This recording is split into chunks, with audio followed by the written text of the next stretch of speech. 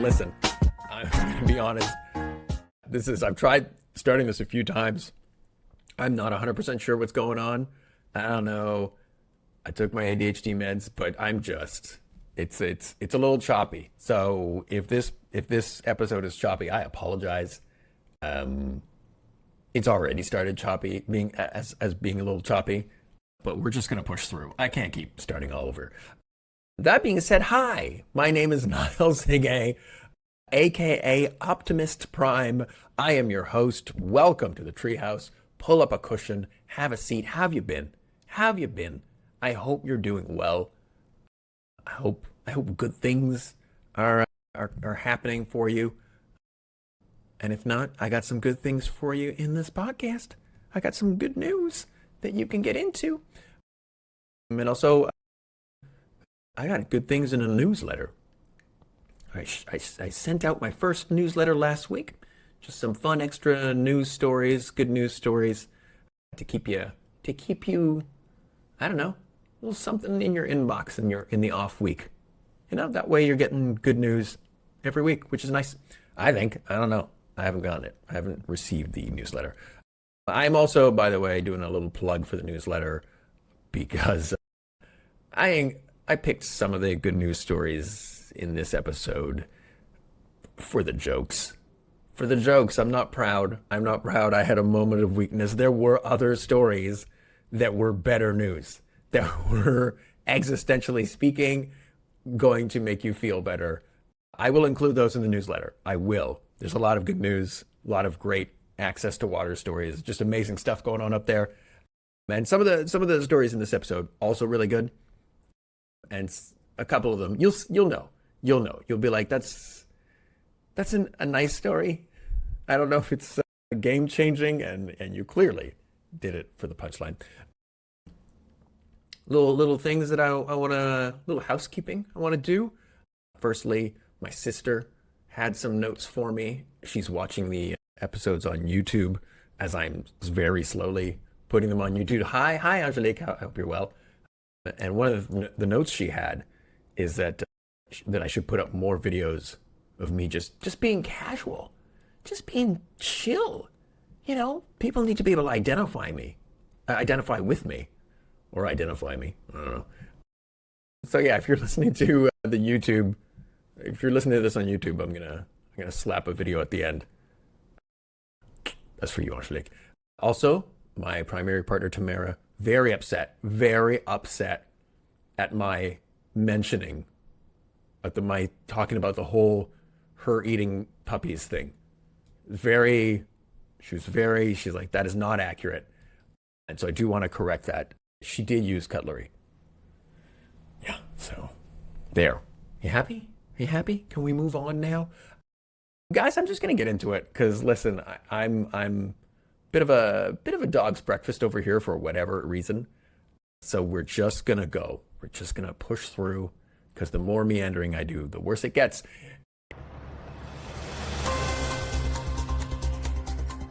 Here for you now in this episode is the top 10 favorite good news items from our home office in Finger, Manitoba. Number 10, health ministers from Cameroon, Central African Republic, Chad, Niger, and Nigeria have initiated a synchronized regional vaccination program targeting 83 million children under 5 to eradicate circulating polio variant type 2. Not to be outdone, U.S. Secretary of Health Robert Kennedy Jr. announced the launch of a campaign targeting 83 million U.S. children to fill them with polio in order to prevent their autism from becoming gay, or possibly their gayness from becoming autistic. The press conference was very hard to follow. This collaborative effort aims to build on nearly 12 million children vaccinated in the past year, further strengthening immunity and curbing transmission in high-risk border areas. That's a lot of kids. 12 million? I mean, I'm not a parent, but that's very impressive because they're kind of, they're bratty. It's hard to get them to sit still. That was a weird one. We're going to move on. The campaign, supported by 1.1 million frontline workers and global health partners, underscores the region's united commitment to protecting every child and achieving a polio-free future. I don't have a joke here. These numbers are bonkers. That is crazy. 1.1 million frontline workers across 5 countries. When was the last time we got 5 countries to do anything? Like, for real. I'm blanking on, like, maybe some trade agreements, something that doesn't involve cash, something that is actually a nice thing to do, which this is, by the way. This was one of the reasons that I included this story in the podcast, is that it's a nice sort of reminder that sometimes people and nations do good things just on general principle. I'm sure some people will argue that that's not necessarily the case. I'm sure there's like a, well, if they don't do it, no, come on. It's not all bad. It's not always like this evil mustache twirling motivation. Also, what I really think is cool is that's 83 million people that are going to be kept in the chat, so to speak. I don't know why I keep using that chat language, but it's like, the more people we have, the better. The human resource is the best resource. And 83 million, like, that's going to be a lot of good. Those people in there, there's going to be 1 or 2 dipshits, but there's going to be a lot of people who are going to do a lot of good, and I'm very, very much looking forward to it. The vaccination drive took place between April 24th and April 28th of 2025, which is very recent. Jesus Christ. Wait, is that today? That's today. So it ended today. It's a significant step in response to recent detections of variant poliovirus type 2 in several countries. This coordinated action highlights the power of regional collaboration and the dedication of governments, health organizations, and communities to ensure all children are protected from this debilitating disease. The initiative coincides with African Vaccination Week, emphasizing the possibility of immunization for all.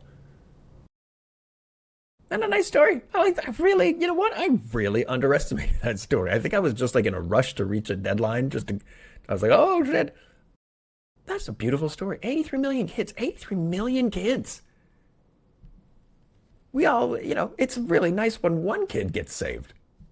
83 million. Number 9. A new study has found that a simple, low-cost blood test could prevent thousands of heart attacks and strokes. Listen, this one was another one that I was particularly invested in, given my family's history with strokes. So I'm like, yeah, please go on. By the way, the cheap, by cheap we mean like it's 5 pounds. I don't know. I didn't include that there because I don't think a lot of you are British. God damn, what is wrong with me today? We're just going to go. We're going to keep going. The test measures troponin, a protein released into the blood when the heart muscle is damaged. In an unrelated story, Applebee's has decided to cancel its free drink refills for people with high troponin count. With a high troponin count promotion. I'm overwriting these jokes. You see the potential though, right? Like if I'd stuck the landing, could have been a reel, you guys. While troponin, yes, is usually used to diagnose heart attacks after they happen, researchers discovered that even low levels of troponin in otherwise healthy people can predict future cardiovascular events, kind of the way knowing someone listens occasionally to a Joe Rogan episode can predict whether or not you two will agree on vaccines. By adding troponin, why did I let this in the text so much? It really hurts my mouth. Measurements to standard risk assessments, doctors were able to significantly improve predictions, especially for people at intermediate risk, and potentially start preventative treatments earlier or not at all in cases where the patient was a dick. Number 8. A new World Bank report finds that global wealth per person grew by 21% between 1995 and 2020, with middle-income countries seeing the biggest gains, up 28%. Yeah, but can those countries do this? Yelled the man from Alabama before revving his monster truck for half an hour. Human capital, things like, that's what I meant to say. That's the name, that's the term, human capital. Human capital, things like education, skills, and health now makes up more more than half of all global wealth. This means that more than 50% of the world's total wealth is now tied to people's abilities and well-being, reflecting a major shift towards investing in human potential. Wait, we're counting people's actual value? Asked every billionaire before peeing themselves, or having their butler pee them for them?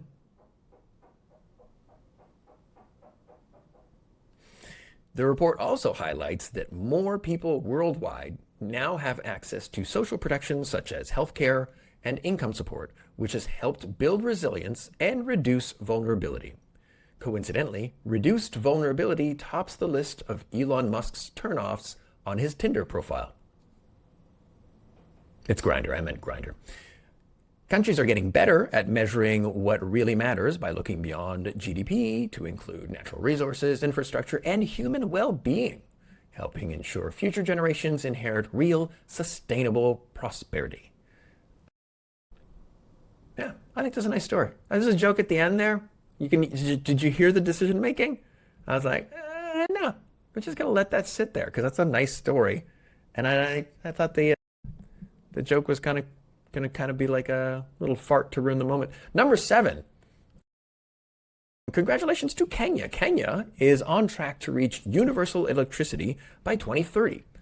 According to the International Energy Agency, electricity access has jumped from 37% in 2013 to 79% in 2023, with urban areas already fully connected. Yet, despite these numbers, Kenya only reported a 40% jump in parents yelling, "Hey, who left this on? There's no one in this room. Why is this light on? You think this is free? God, you are the worst, I swear. Having kids is the biggest burden God can put on a human being." And that's how comedians are made. A big part of that progress comes from the Last Mile Connectivity Project, which has brought power to about 9 million rural residents since 2015. Fun fact, Kenya hired Nick Cave to come up with the project's name, and other contenders were The Beginning of the End and Flipping the Final Switch. The joke there being last mile. I know what you're going for. It's just, we're aiming for that last mile. I don't know. It seemed a little sinister to me. On top of that, Kenya's doing it clean, by the way. Over 90% of its electricity comes from renewable sources like geothermal, hydro, and wind, making it one of Africa's leaders in green energy. I don't know why that specifies Africa.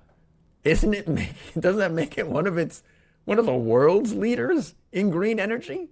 This is not like an African league. If you're getting 90% of your electricity from renewable sources, congrats. I'm pretty sure you're in the top 10. I'd have to double check that, but anyways, definitely doing better than we are. Number 6, Google, in collaboration with the Georgia Institute of Technology and the Wild Dolphin Project, has developed an AI model named Dolphin Gemma.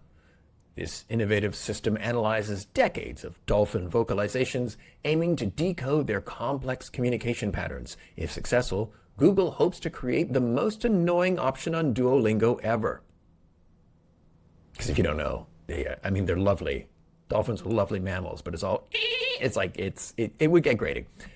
Unlike previous attempts that sought direct translations, Dolphin Gemma identifies and replicates the structure of dolphin sounds, potentially enabling basic interspecies interactions. The AI operates efficiently on devices like Google Pixel phones, facilitating real-time analysis during field research. Despite its very specific nature, the app is still higher on the download charts than the Haktua coin. I don't know how bad Haktua did. I just needed something that flopped. That was a joke. That's another one I should have just left on the cutting room floor. That's a cool story. We're going to talk with dolphins? Listen, I can't prove this right now, and humans are very terrible at predicting the future. But if I could somehow bet on this, I'd be willing to bet something cool is going to happen. Something's going to happen from our conversations with dolphins that we're going to be like, oh, Like, that's just my vibe. That's just pure emotion, which of course is always reliable. Complementing Dolphin Gemma is the chat. That's an acronym, not ChatGPT. Cetacean, CETACEAN, Hearing Augmentation Telemetry System. An underwater interface that allows researchers to engage with dolphins using synthesized whistles associated with specific objects or actions. The system was briefly suspended, however, when one of those researchers asked it to translate the words, "So, you want to go somewhere quiet where we can talk?" I don't know why I made that creepy. This approach has led to instances where dolphins mimic these artificial sounds, suggesting a rudimentary form of shared vocabulary.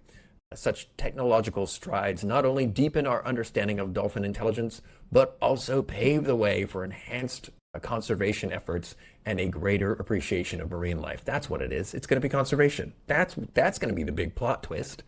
Talking to dolphins, they're going to let us know what is actually going on down there, and that will greatly help. That's what I'm betting on. Again, pure emotion. Number 5. This month, the European Union approved a comprehensive ban on hazardous substances in children's toys, marking a significant advancement in child health protection. This legislation prohibits the use of forever chemicals known as PFAS. PFAS. There's a formal name for it. I'm not even going to try to pronounce it because there isn't enough internet for me to just keep doing take after take. So yes, the PFAS chemicals that take an extremely long time to break down from all toys and childcare items. They're taken out of all those items. Damn it, said the makers of Lost the Class Action Suit Against DuPont Chemical Barbie. I got to start shortening those punchlines, man. I'm killing myself on the dismount. Chronic exposure to even low levels of the chemicals has been linked to liver damage, high cholesterol, reduced immune responses, low birth weights, and several kinds of cancer, and yet somehow it was allowed in toys, which makes me wonder, do Europeans like their kids? Representatives also agreed to expand the ban on chemicals to include other hazardous substances like endocrine disruptors, which interfere with the body's hormone system. Despite this, France did insist on maintaining its wine and after-meal cigarettes program in all its primary schools.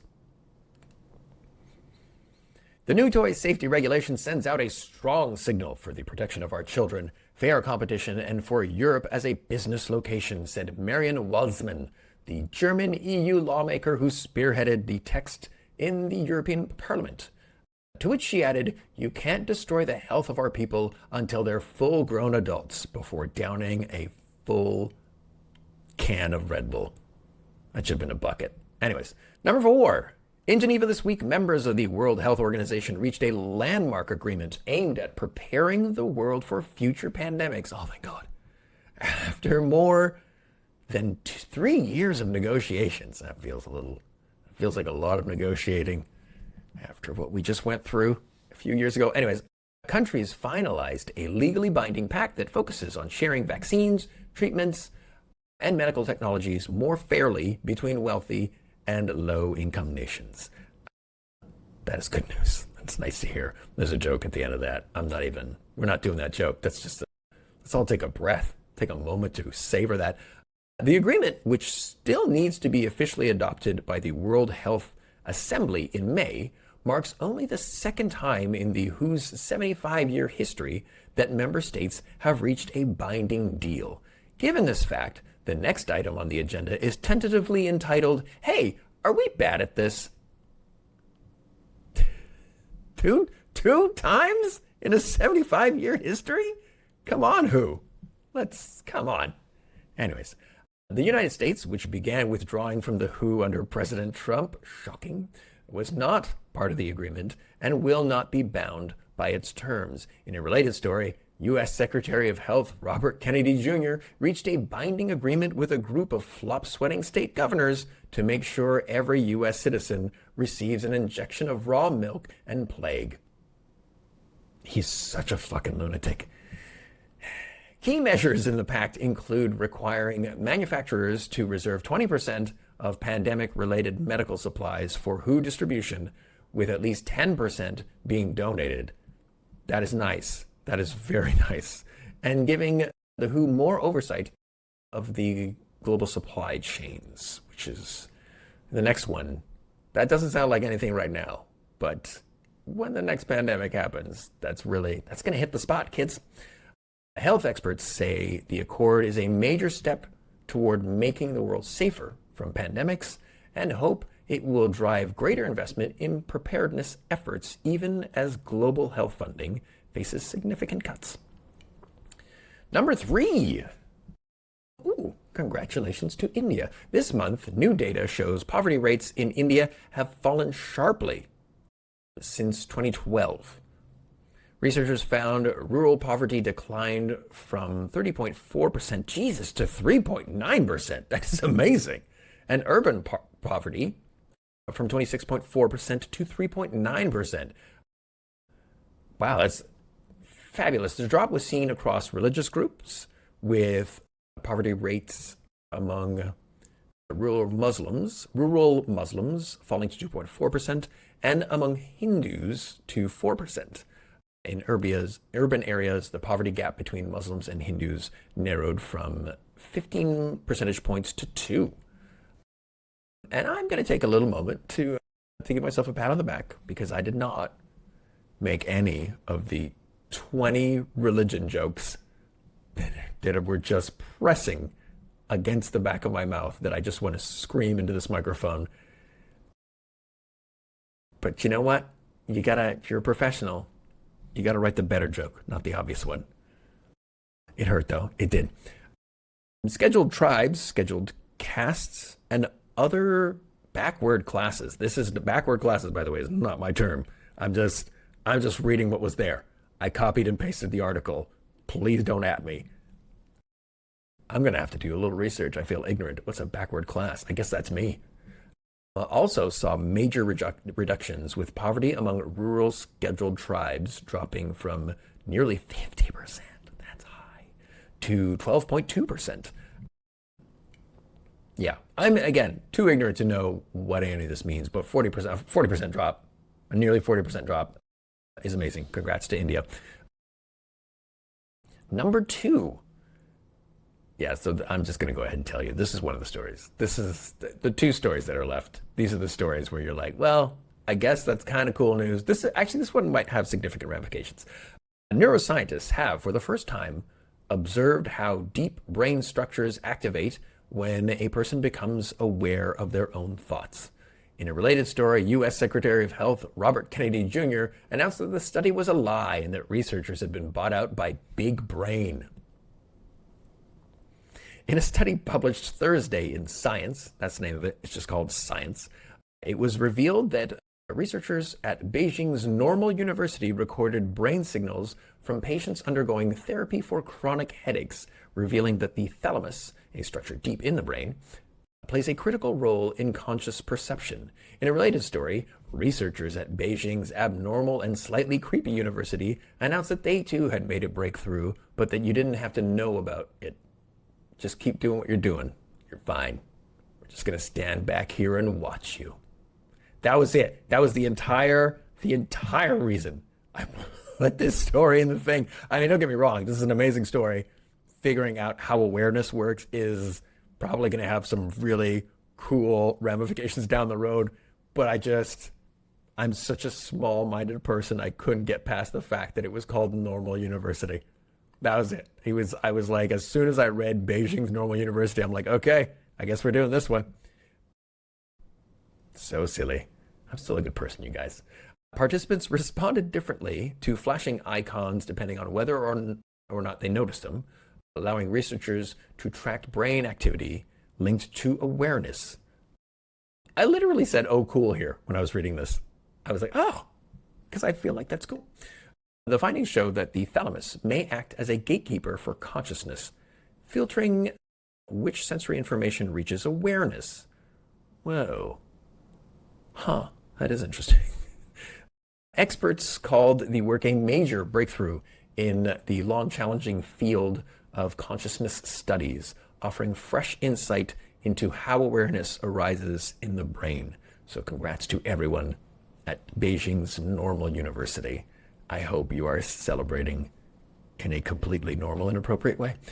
And number one, this is a dumb one, but also probably it's going to have some really good ramifications that I can't see down the road. This month, scientists announced a breakthrough in the quest to grow teeth in a lab, an advancement that opens up the possibility of one day growing replacements for damaged teeth. Hey, maybe shut the fuck up, said a spokesperson for Oral-B.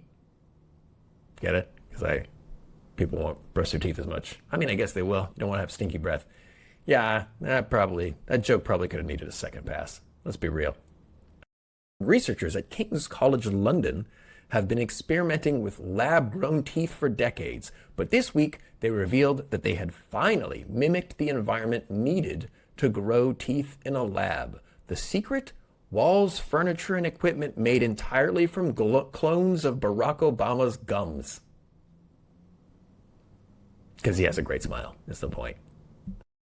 The advancement is thanks to a novel material developed in collaboration with Imperial College London. By the way, you know what? I'm taking shots at Normal University. Imperial feels very Darth Vader, which enables cells to communicate and effectively tell each other to turn into a tooth. According to researchers, the next step is getting the teeth from the lab and into people's mouths, which is interesting because I would have thought that the next step is figuring out a non-creepy way to transport them. Because if you get pulled over and you got a bag of teeth in the passenger seat, I feel like they're taking you in for a conversation. Dr. Anna Angela Volpini, a researcher at King's, said as the field progresses, the integration of such innovative techniques holds the potential to revolutionize dental care, offering sustainable and effective solutions for tooth repair and regeneration. That is really cool. You know what? I kind of poo-pooed this one. This is really cool. Like, for people who have not just like cavities, but if you have like a terrible accident and you lose some teeth, it's nice. Now you could just have another one. You should have a few more teeth. So yeah, that's the top 10. I had this. I'm gonna go on a little tangent, another tangent. But I had this. I've been talking to people about this podcast and all of the good news and all of the changes that have happened personally for me.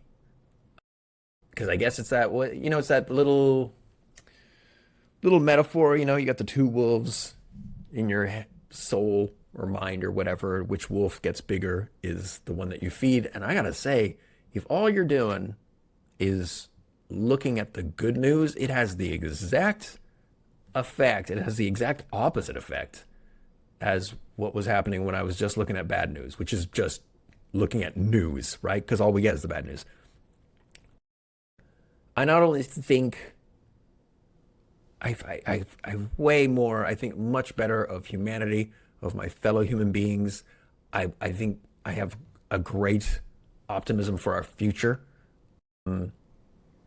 And yeah, I gotta say, this is the other thing that I've realized doing this, because again, I leave a lot on the cutting room floor. Some of that is ADHD, some of that is bad timing, but none of it is, or very little of it is, oh, I don't think this story is good enough to make, to help people with existential angst.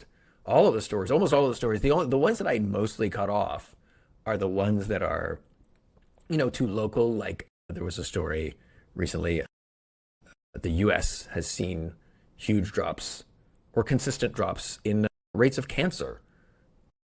And I didn't include that because it was very US focused, but who knows? I don't know if it's just, that might be generalizable to the world. I have to assume with all the progress we've made medically, that's probably the case. And I had this thought, and I wanted to drop it here, and I hope you bear this in mind. I genuinely think that for every bad news story that you hear, or that is just propagated everywhere, I think there is an equally good and an equally important good story. Just bear that in mind. I know you might not think it, but they are out there. Guys, there's a lot of fucking good news because most people, not terrible people. So if most people aren't terrible people, they're going to be working on stuff that will be good stuff. So it's just math, right? I think. I don't know. Also, here's a little something. I don't know where I'm going with this. I mentioned there was notes. It wasn't just my sister. It wasn't just Angelique. So I post these little videos. I post reels of this podcast on various social media because why not? And I posted a reel last week about China. It was from episode 8, where basically I was talking about how China has reached peak oil, or China reached peak oil in 2023. And so this guy on TikTok, Ghostwriter _401, which is kind of a cool name, just drop this in the comments. Your figures are way off. Doesn't account for oil and gas shipped from Russia. So I'm like, oh, damn. And I actually had a moment. This is the thing. Often when you drop a good news item or when you tell someone about good news, we are so conditioned to not only expect bad news, but to just, I don't know. We cannot, or we don't like to let ourselves even believe that there might be good news. So we definitely don't like to acknowledge the possibility that there is good news. So I don't know. This guy came in so hot, and I just actually doubted myself, despite the fact that I Googled this. I read the story. It was written by people who are smarter than me, talking to other people who are smarter than me. So I posted, oh, really? No, sorry. I posted, you mean the CNPC Economics and Technology Institute numbers are way off. And I haven't heard back from him. It's just a weird thing that some people will do. And I was talking to my girlfriend about this last night. I do it. Not necessarily for good news stories, but I will find myself in situations where I am talking and I am fully aware I don't know what I'm talking about. And yet I'm talking, and sometimes I can stop myself. Sometimes I can stop myself before I start talking. Sometimes I can stop myself in the middle. Like literally, I'll be giving directions to a place that I do not know the location of. And I will stop myself and be like, I don't know why I'm talking. I don't know what I'm talking about.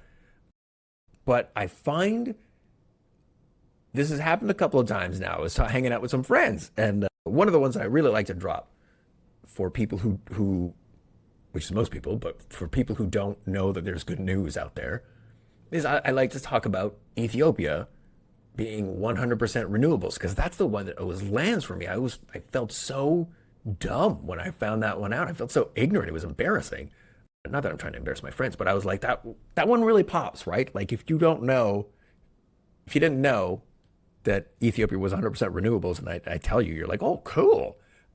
And that's the one I dropped when I was talking to some friends of mine, and one of my friends was like, no. And I was like, oh, how so? And he didn't have a follow-up. It was bizarre. I don't know where I'm going with this. I genuinely don't. I think it's this weird conditioned reflex that we just cannot. I don't know what's going on, guys. I don't know what's going on, but it's a weird thing that if you give good news, people will have reactions that they do not have for other news. One of them will be doubt, or they'll immediately like, oh, all right. Sorry, I'm doing this thing. I accidentally just it doesn't matter. We'll move on.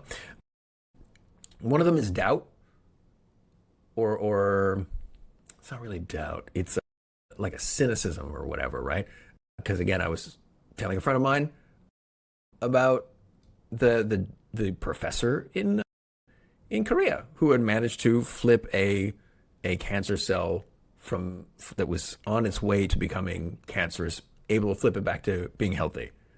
And the immediate, and I mean immediate, like 1 second had passed between the end of my sentence and this guy's statement. His immediate reaction was like, nah, the big pharma will buy it and it'll never come out.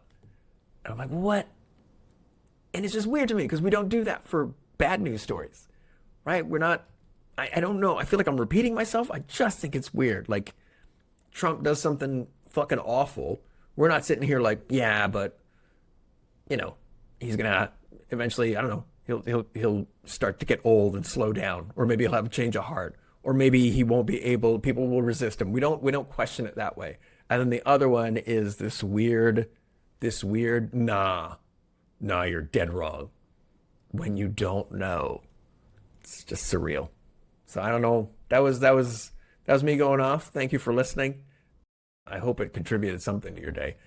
And now here's a little segment, a fun little segment. It's a book unrecommendation. It's the book unrecommendation club, the anti-book club. No, that sounds a little mega. Anyways, the point is, I haven't read this book, but I'm still gonna dunk on it because it's so annoying, and I find it's relevant slash important. There was a book that was written in 1968 called The Population Bomb by Paul R. Herlick, who, by the way, is an entomologist, which I'm not going to disrespect entomologists, but that's like the study of bugs. And this guy wrote a book on on overpopulation, and basically the whole gist of it was that we were doomed. That was it. And funnily enough, I'm sure you will be shocked to discover the book was a bestseller.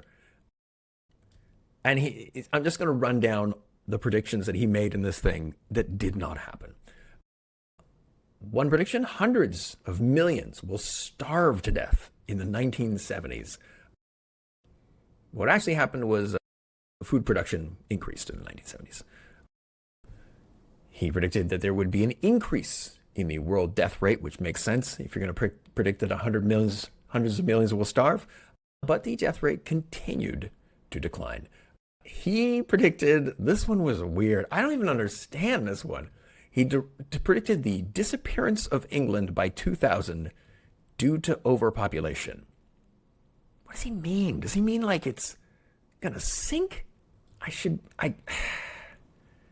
On paper, I should read the book, but fuck this guy. I don't want to read the book. I don't want to read the book. He said that 65 million Americans would be starving in the 1970s. There were some Americans who were starving in the 1970s, but it wasn't 65 million. He said that India was straight up doomed. It's impossible to keep up with the food demand for that large a population. Didn't mention China, which is weird. I don't know why he was picking on India. Here we go. He advocated, oh my God, this is monstrous. It's the 60s, but this is still monstrous. He advocated eliminating food aid to countries who were not taking steps towards population control, which is just walk into a lake. You're such a dick. And yeah, they didn't do that. They kept giving aid to those countries and everything did not fall apart. And again, it's one of those things where it's so North American. It's like we have to, it's that, it's the whole Thanos thing. We don't have enough resources. And it's like, guys, your average person in North America consumes 3 times the resources as a person anywhere else. I feel like if you're going to shave, if you're going to cut some people from the team, maybe this is the place to do it. He predicted resource depletion leading to societal collapse. Let me just check out my window. Nope, that didn't happen. That did not happen.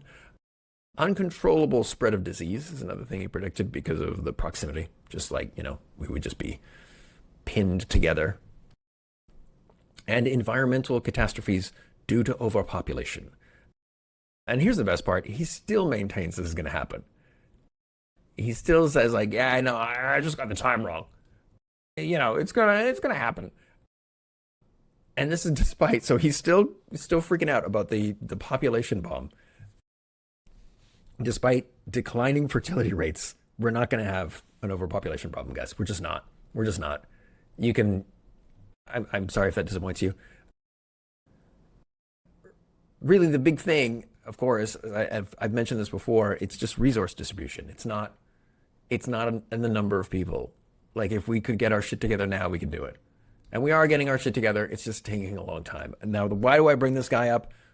I'm just saying, remember this guy the next time you're listening to some asshat who got a PhD in the 1990s and now claims to be an expert on neuroscience and everything else, or just any, that was a Jordan Peterson slam, by the way, just any one of these, like, we're all doomed people. There's just, we've been here before. We've been here before where we freaked out and we got through it. So just bear that in mind if you are freaking out. Guys, that's the show. That's the show. Listen, thanks for listening. That one was a little rickety. I don't know what happened. I'll get them next time. Please remember to rate and review. Not this episode. Not this episode. Everyone gets an episode where you're like, just had a rough game there. Sign up to my newsletter. It's on my site. It might be in my bio, depending on what social media you are following me on. Yeah, sign up to my newsletter. I'll send you some extra fun stories to take the edge off during the week. Speaking of socials, I am at Niall Seguin on pretty much everything, although I haven't been to the dumpster fire that is Twitter in a long time. So if you're there, good luck. I'm on the Beaverton podcast. Give that a listen. My other podcast releases an episode next week, Comedians in Dungeons Getting Dragons. Listen, guys, if you like good times and silliness, you don't even have to like Dungeons and Dragons. You just got to like silliness. Highly recommend it. And if you want, you can throw me some money at my Buy Me a Coffee page, or email me if you have thoughts or notes about, I don't know, how you eat puppies, or whether or not I need to put up more video of me just being a regular person. TotalNihilation@gmail.com. And that is it, guys. Remember, if you can't be a shining example, be a terrifying warning. Let's get it on 3, everybody. 1, 2, 3.